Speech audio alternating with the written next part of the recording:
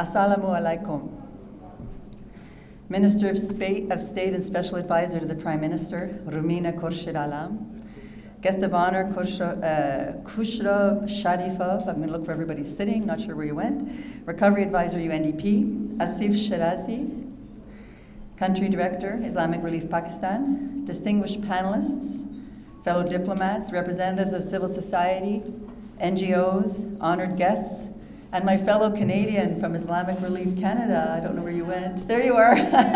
When you were talking, I thought, will I get up there and contradict you, or I hope we're on the same page?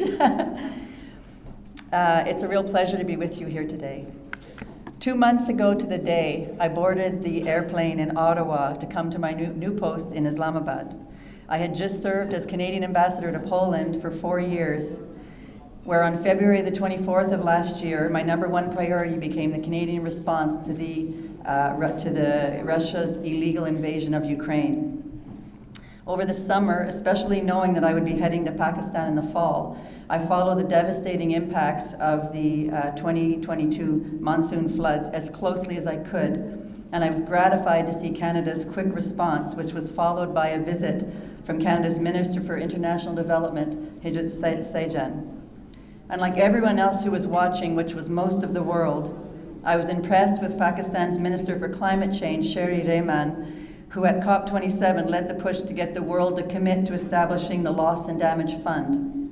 Then, of course, Pakistan's Foreign Minister, Bilawal Bhutto Zardari, led the Group of 77 to advocate for global structures and policies which will hopefully end inequality and inequity among and within nations, and will enable all developing countries to achieve the SDGs and to implement the Paris Agreement.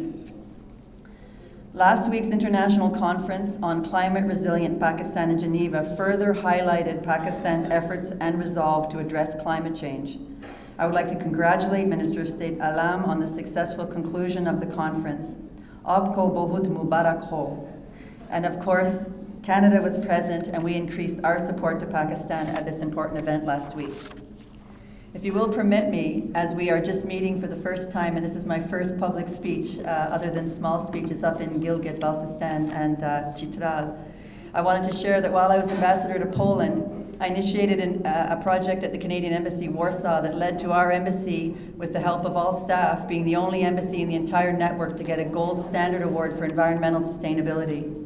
I'm telling you this because climate change and environmental stewardship is a priority for me, both at home and at work, and I intend to realize ambitious plans at the Canadian High Commission here in Islamabad, so stay tuned.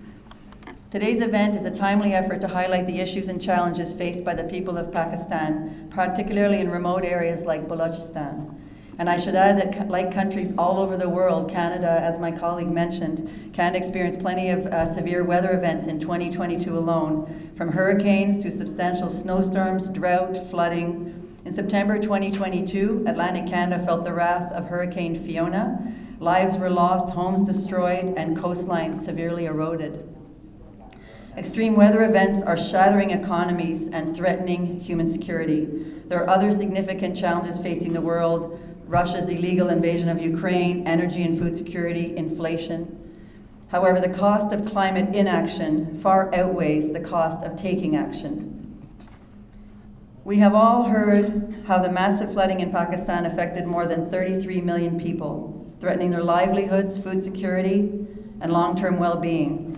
This is a wake-up call for all stakeholders to reevaluate ways of doing business, and every issue that matters to Canadians: national security, economic prosperity, respect for international law, democratic values, public health, protecting our environment, the rights of women and girls, and human rights more broadly. All of these priorities will be shaped by the relationships Canada and our allies and partners have with countries in this region. While I have not yet visited the worst affected areas in Pakistan, I have just returned from a visit to the northern areas where we witnessed the impacts of climate change and last summer's terrible floods, which included bridges that are still being built, a lack of snow, which is very unusual at this time of year, and of course a lack of water. And that's not just because there's no water, it's because the bridges have been ruptured and the water mains are ruptured, and so the lack of resources in these towns is just striking. We are already planning for in-person visits to the worst affected areas to follow up to Minister Sejan's visits of last fall. And I have to say that in every meeting I had with elders of the communities we were visiting, climate change and the impact on their community was raised with me, in addition to education, health, and other challenges. But climate change is the #1 issue that was consistent across the board. During his September 2022 visit, the Canadian Minister of International Development, Sejan, stated that Canada is committed to helping the people of Pakistan as they continue to recover from the widespread devastation caused by the country's worst floods in recent history. He went on to say that because climate change is affecting the frequency, duration, and intensity of weather events worldwide, it is essential that we support countries working to adapt to climate change and become more climate resilient, so that they are better prepared for these events and to lessen the events' impacts on communities and individuals. His visit to the most affected areas in Sindh and KP in September 2022 was a testament to his and Canada's commitment to continued support to Pakistan. Canada remains committed as Pakistan seeks to rebuild and recover from the worst natural disaster, obviously, in Pakistan's history. And I wanted to say that it's not just the Pakistani-Canadian diaspora in Canada that's contributing financially to when there's public matching government funds. It's Canadians broadly. It affected everybody, I think, and Canadians are concerned about climate change. And I do think that, as you're right, when the news trickled through, I think Canadians across the country were really engaged. In the fall of 2022, Canada committed $33 million, and I'll tell you, anytime I mention dollars, I'm talking Canadian, so you can do the math yourself, to support Pakistan's flood relief response and recovery, including a matching fund of $7.5 million with the Humanitarian Coalition. This initial support was focused on life-saving services such as emergency food and nutrition assistance, emergency cash and voucher assistance, as well as water, sanitation and hygiene, and health services. To demonstrate Canada's continued commitment to Pakistan's recovery, last week in Geneva, Canada announced an additional $25 million in development assistance to respond to flood recovery and climate reconstruction needs in Pakistan, bringing our total flood response to $58 million. My government is dedicated to working alongside the international community in this post-disaster context and exploring the best mechanisms for flood recovery assistance and climate resilience to support essential services and reconstruction in Pakistan. Commitments from the world community can only be fruitful with actions that are taken in partnership with vulnerable communities and obviously other helping entities such as NGOs and others. Efforts from our trusted partners like Islamic Relief ensure that timely action is taken, as building community resilience is the key to creating long-term impacts in the lives of the communities who have been most affected. Canada is proud to support and partner with Islamic Relief and Islamic Relief Canada. I'm told that Islamic Relief Canada's flood relief work on the 5 projects that you referred to and their in-kind support have totaled approximately $6.2 million, including Global Affairs Canada and Humanitarian Coalition support, reaching nearly 15,000 families, which equals about 105,000 beneficiaries. Priority has been given to women, children, people with disabilities, the elderly, and other vulnerable individuals. With this support, Islamic Relief Canada has reached over 560,000 individuals through wash assistance, health services, the construction of shelters, winterization kits, livelihood development projects, and the distribution of food. It is encouraging to see the hard work and determination that Islamic Relief and Islamic Relief Canada have placed on addressing the deep-rooted issues of poverty, water, sanitation and hygiene, food security and livelihoods, health, orphans and women's empowerment, as well as disaster risk reduction and climate resilience. Islamic Relief has wholeheartedly worked to reach out to the most in need in every major emergency. The monies generated from the generous contributions of the Canadian public have also enabled Islamic Relief Pakistan to reach 221,793 people in sectors of humanitarian and development. That's a very precise number, not sure how we measured that, but through the funds from the Canadian public, we are happy to see that Islamic Relief was able to construct water supply schemes, both solar and electricity powered, construct water reservoirs, water ponds to store water for agriculture, and green tunnels to support off-season vegetable production, critical during dry seasons and harsh climate during winter and summer seasons. Also in response to the earthquake in Balochistan, Canada distributed transitional shelter kits and multi-purpose cash grants and rehabilitated wash facilities. Canada is committed to helping the people of Pakistan as they continue to recover. Because climate change is affecting the frequency, duration, and intensity of weather events worldwide, it is essential that we support countries working to adapt and become more climate resilient so they are better prepared. Moving forward, it is of the utmost importance to remember and to address the needs of women and girls while making resilience plans for the country. Canada played a significant role in the adoption of a gender action plan at COP23 in 2017 and in the most recent COP27 held in November 2022 by bringing women's voices to the table and offering negotiation training sessions for new female climate change negotiators. Canada's Feminist International Assistance Policy promises measures to support women's leadership and decision-making in climate change mitigation and adaptation efforts.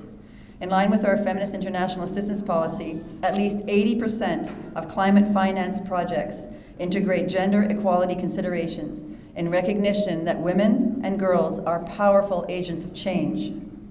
Canada recognizes that urgent action is needed to address the interconnected crises of climate change and biodiversity loss, which disproportionately affect the poorest and most vulnerable.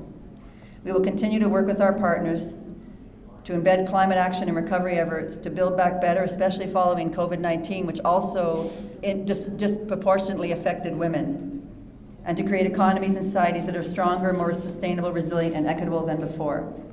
Canada has fully delivered on its 2015 commitment to provide $2.65 billion over 5 years to help developing countries transition to low-carbon, climate-resilient economies.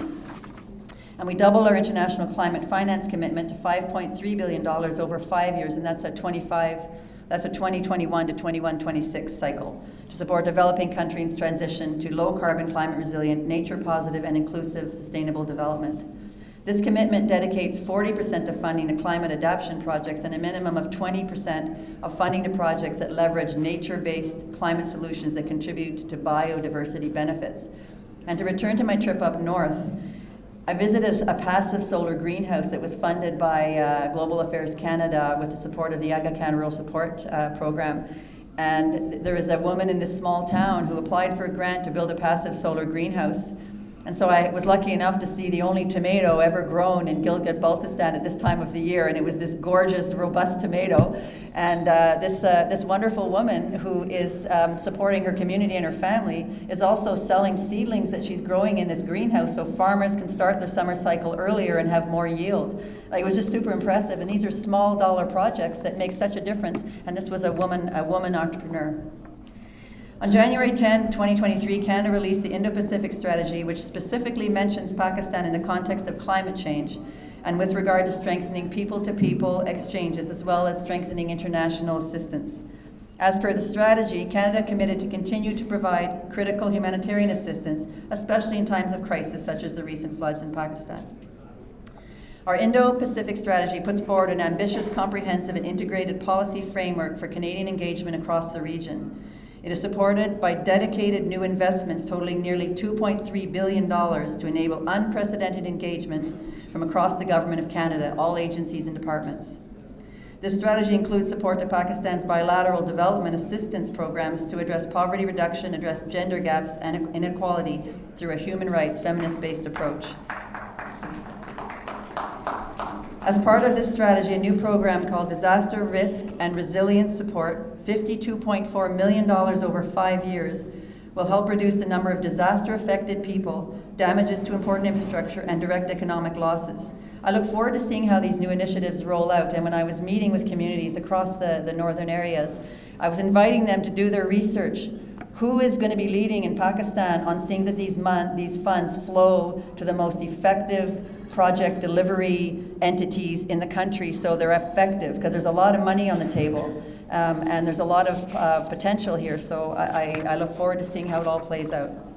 Canada's development program currently provides bilateral support to various sectors, including women's rights and political participation, women's reproductive health and rights, girls' education, women's economic empowerment, and polio eradication, which is a big priority for us.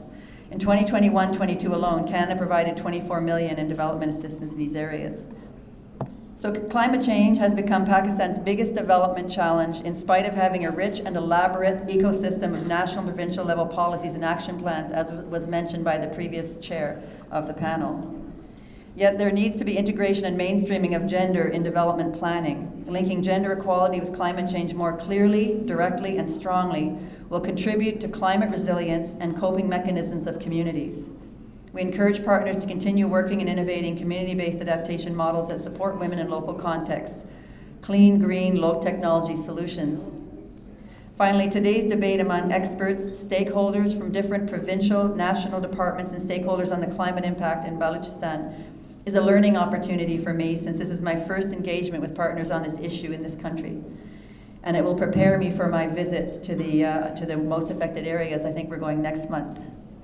Thank you to Islamic Relief for including me in today's conversation. I got a call when I was, I don't know where, freezing somewhere, and I got a call saying, would you agree to go and give a speech? And I said, sure, sign me up. So I just got back, so I'm sorry I arrived a bit late this morning because I just got back from 2 weeks on the road 2 days ago, so I'm delighted to be here.